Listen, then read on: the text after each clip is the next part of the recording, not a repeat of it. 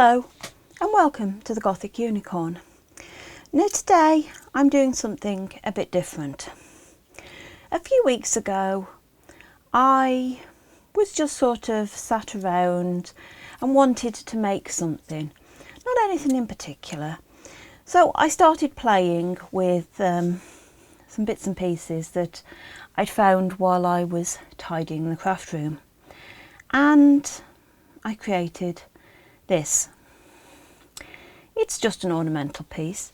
This one is kind of steampunky, and it was in part inspired by the YouTube channel Skeletorama. Now, I'm not going to make this piece today. I'm going to have a play with some other pieces that I found at the same time.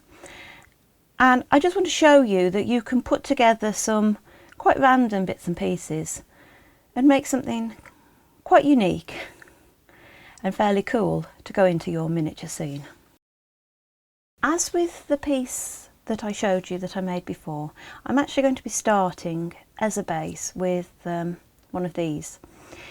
It is a slice of a tree branch, and I actually bought a bag of them.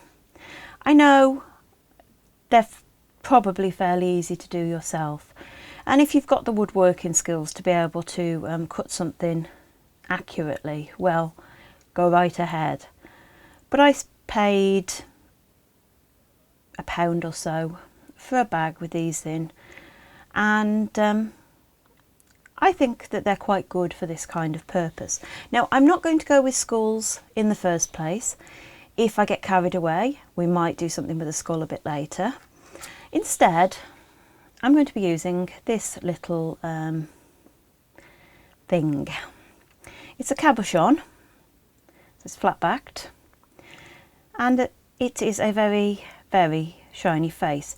Now the face is actually far too shiny for my liking, so I think I'm going to have to put something on to dull it down. I'm not sure yet what I'm going to use. Possibly I will just use a little bit of watered down black paint to sort of age it, but this is going to be my starting point. I'm not sure what I'm going to do with this. I'm not sure what else I'm going to use. I'm going to have a look through my little drawers and see what I can find, and come back with some more pieces. Having had a little dig around, I found a few things that I think are going to be useful. Now, I need something to make attaching him, her, to their to the wooden piece easier, and I've actually picked out a little it's a little washer, and I figure if I stick that onto there, it at least gives me somewhere to try and focus where I'm going to attach that. Now, I found this little filigree butterfly. Now this, as you can tell by the elastic still attached to it, was a air bubble, and I'm going to attach this to the head somehow. I want to add some colour to the filigree. Not sure how yet. This is a bit of a voyage of discovery. And then I found out some little gemstone chips, because I think I want to put some gemstone chips around the bottom. I want this to be a little bit more ethereal than the steampunk skull. So I'm going to start off, because I'm going to make this a bit more ethereal, I don't want to necessarily dirty this up. So I'm going to get a little bit of sandpaper, and I'm going to give my little face here a bit of a rub over to give it a bit of a key, and I'm going to paint it in one of my craft paints. I'm not sure yet whether I'm going to use the one that I use for candles, or possibly the one that I use for bones, or maybe another colour. But I'm going to paint it in something sort of similar to the colour it is at the moment, but matte, because I'm not really liking the shine on this. So I'm going to start with that. I've put some paint on my face. I went with a colour called Linen, which has taken the shine off without removing the sort of paleness that I liked about the piece. I may do some more work on the face yet, I'm not quite decided, but I'm going to put that aside to dry off properly. I've also put a bit of paint on the washer just in case it shows through, because I don't want it being really shiny and silver. I'm going to put that to the back, and I'm going to take a look at this. Now, I've left the air bubble on up till this point, but I will just take it off. It should just be a case of unfastening it, and yeah, there we go. Just remove the elastic. There we go, and then I've got my little butterfly. Now, to colour the butterfly, I've actually been and I've dug about in my supplies, and I found some metallic gilding wax. Now, these are some products that I bought for papercraft projects even, a good number of years ago now, and hopefully they're still all right. I've got a pearly colour, a golden green, a deep red, and pewter. I've got a silver one as well, but I'm not really keen on the idea of the silver. I'm thinking I'm going to maybe use a bit of the red and a bit of the green and maybe a bit of the pearl. Now I'm going to try applying it with my cotton wool buds, cotton swabs, simply because I want to try and get into some sort of exact kind of places. If I take some of the red, still looks okay. Looks a bit dried up. Yeah, that does look a wee bit dried up. So we'll see if it's any good, but I'm going to now try and see if I can actually get any applied. So I'm going to confess here that the gilding wax was all dried up. I've got to say that it's a product that I wasn't overly impressed with whatever I bought it for. So, okay, it's a loss that I've held onto it for all this time, but it's not a loss in the greater order of things. I'm going to try a different technique. I'm going to try using some alcohol markers. Now, I use these because, again, I bought them for papercraft, but you can use any permanent marker, because a permanent marker has got a solvent base, which is what the alcohol is, and they'll work on metal. All I'll suggest is that you maybe try it on an area that you're not too bothered about, or on an extra piece if you've got one. And I've got my chosen colours here, and I just want to see if they show up, and the green doesn't really, so we might go back and select another one for that. And yeah, my purpley pink colour does. Hopefully you can see that on camera. So I am going to go off and find another green, and then I'm going to add my colour using my alcohol markers. Now, as I said, it's all a bit of an experiment today, so we will see what happens. And here is my freshly coloured butterfly. Now, I'm not going to pick it up at the moment and give you a closer look, because although alcohol ink is fairly quick drying, it does sometimes take a while for all of it to dry, especially if you've got it on a bit thick in places. And obviously on something like this, where I'm trying to keep the colours separate, I don't want to push my luck.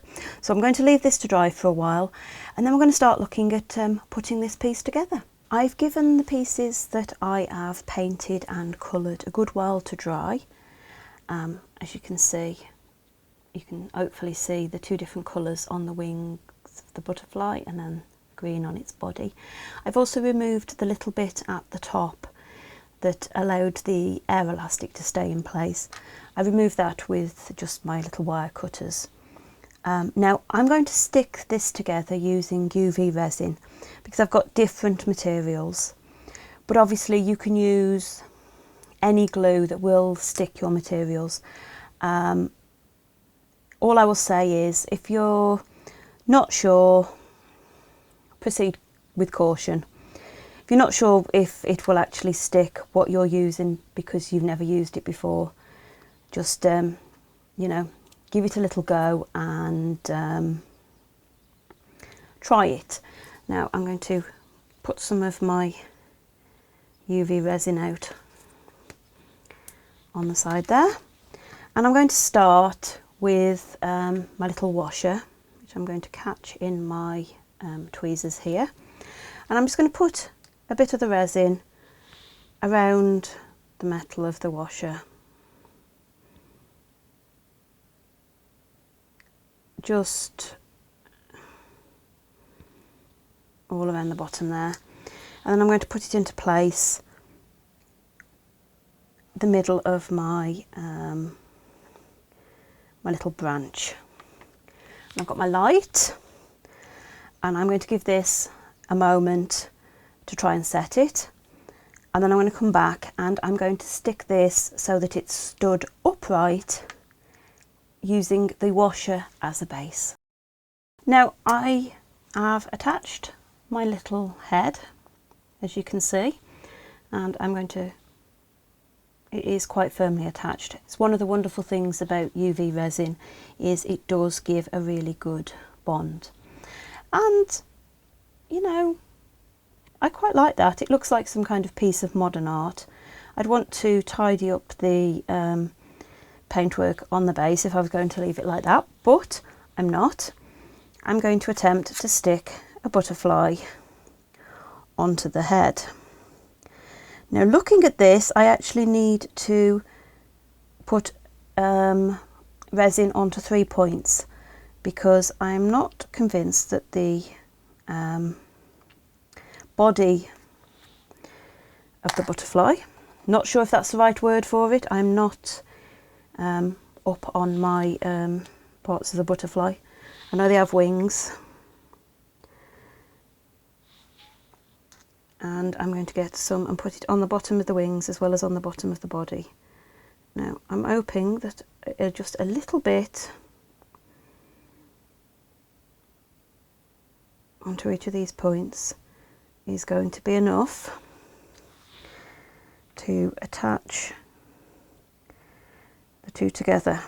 And again, I'm going to put my light on it and leave this for a while and see how it goes. It's just sort of, that is actually sort of sticking already. Now I need to leave this on for a bit longer so that you're not sort of stuck with me rabbiting at you. I'm just going to cut a bit. Now it's set, it's cured, whatever you want to call it, and as you can see I can actually hold it by the butterfly. It is very well secured together. What I've done as well is I've pulled out some of my stone chips. I've gone with some amethyst, I think there's some rose quartz and some quartz in there, and I'm not sure what the little green ones are, but I've gone for colours that sort of go with the colours that I put on the butterfly. And what I want to do is I want to arrange them around the base of the piece. I'm not going to need all of these, but I've pulled out a number so that I've got a choice, and I'm again going to use my UV resin to stick these in place.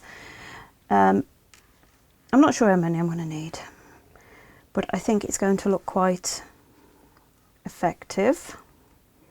Just sort of fiddling a bit, and I can pile pieces up, maybe stack them round. So I'm going to have a fiddle with this off camera because I've got a feeling I'm going to drop these gemstone chips quite a bit, and then once they're all or almost all in place, I'll come back and give you a update. I glued the crystals into place with the UV resin. I'm not sure if glued is the right word, stuck maybe. That sounds a bit better, doesn't it? And what I did is I filled in the gaps on the wooden piece with a little bit more of the resin, just to make it look a bit more cohesive. There were bits of resin that had escaped from under the stones and it looked a little messy. And this was the easiest way to just tidy things up. But I'm really pleased with how it's come out. It's a nice, different piece. Not my usual spookiness, but I do have an idea where I'm going to use this, and the sort of etherealness of it will fit. I know that's a bit cryptic, but I'm not revealing everything about my plans for the house at the moment. Now this piece, as with my little steampunk skull, is more of an inspiration than a instruction. You can do whatever you want with what you've got. You know, I started this video just knowing that I was going to make something else sort of after the idea of this. Well, it went completely out of the window. No skulls, no spookiness, just a little bit of weirdness instead. And yeah, I hope you've kind of enjoyed seeing this sort of little oddity. Now, I'm just going to get Grandmama, who is still waiting for her makeover, and just show you how big the piece is in comparison to her. Obviously it's a lot bigger than the skull piece, but my reasoning is that ornamental pieces in real life come in various shapes and sizes, and so I can get away with it in 12th scale as well. I'm happy with it. It's not too big. I think I can make it fit as quite a statement piece, and that's what matters, isn't it? With anything that you make, it is most important that it fits your miniature scene, be that a room, a house, or just a dressed piece of furniture.